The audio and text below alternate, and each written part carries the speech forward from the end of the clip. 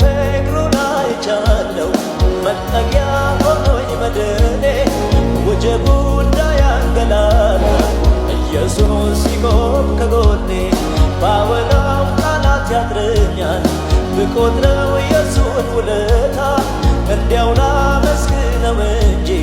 በጠዋት ደግሞ በማታ እሱ ነው የኔ አንድ አባት የባልቴቶች ዳኛ የተጣለብን አይቶ ማያት ከትቢያ ሚያነሳ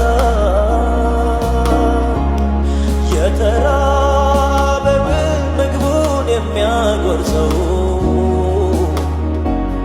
ጾሙን እንዳይተኛ